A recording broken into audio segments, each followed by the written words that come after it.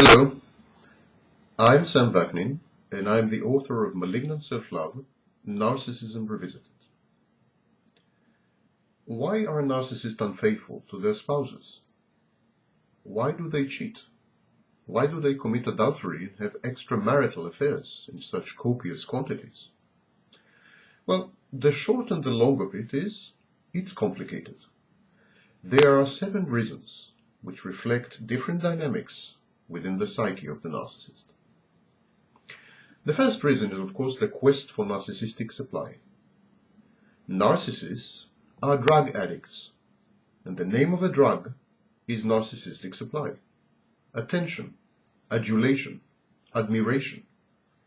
Narcissists require this input from their human environment in order to regulate their unstable sense of self-worth, in order to restore a modicum of self-esteem, and in order to build self-confidence.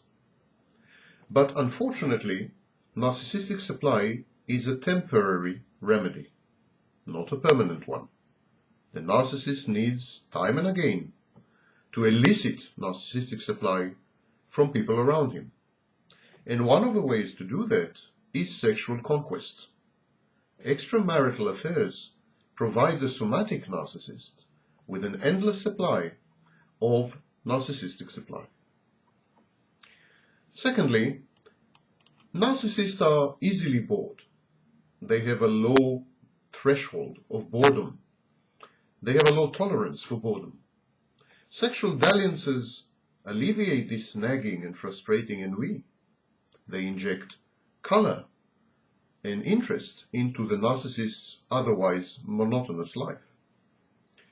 Thirdly, most narcissists maintain an island and focus of stability in their life, surrounded by an ocean of chaos and instability. So we can have a narcissist who is stable in the workplace, he has a career path, he has worked in the same firm for decades, but in his private life he maintains extramarital affairs and he's a pathological gambler. So there's always an island of stability surrounded by an ocean of unpredictability, instability, chaos, and perturbation. Extramarital affairs, adultery, cheating on one's spouse, is the narcissist's way of destabilizing his life while maintaining stability in a certain domain or portion. Narcissists feel superior and important, and so they feel entitled to anything and everything. They feel that they are above the law, above social conventions, that they are not required to engage in behaviors that are socially acceptable. They reject emotionally and vehemently and resent all limitations and conditions placed upon them. They act on impulses. Narcissists are impulsive. They act on their drives, urges, and desires, and they feel unencumbered by social edicts and conventions. They feel above it all.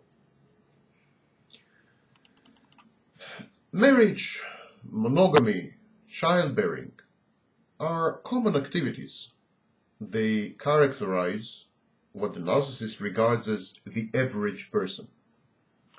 There is nothing the narcissist hates more than being average. He holds average, common, typical people in contempt and disdain.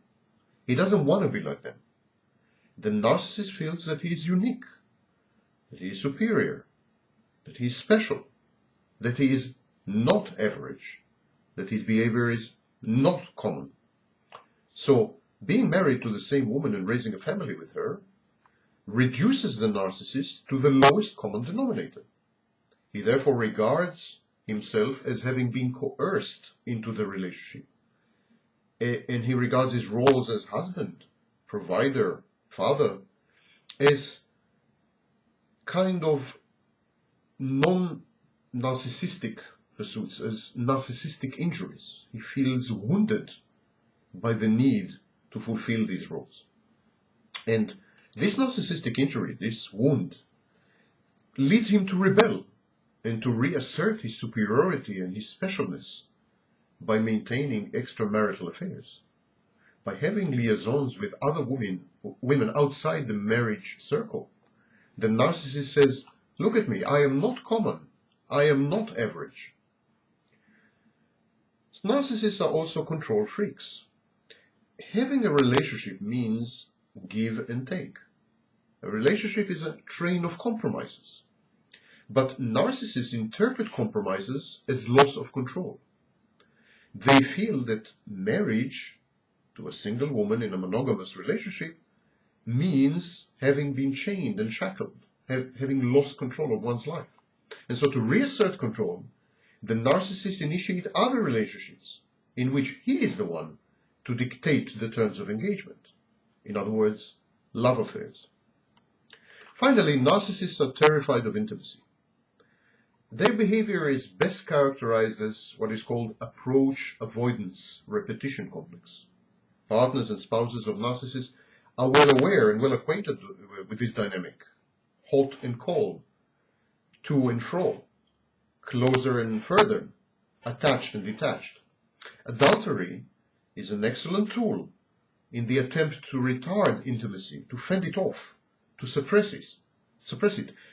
And it is also a less threatening mode of interaction because it's not permanent, it's not subject to rules, it's not subject to expectations. Love affairs, by definition, are less intimate, in the narcissist's eyes and mind at least, than marriage. And so they fit the narcissist perfectly. They provide him with narcissistic supply without making demands on him.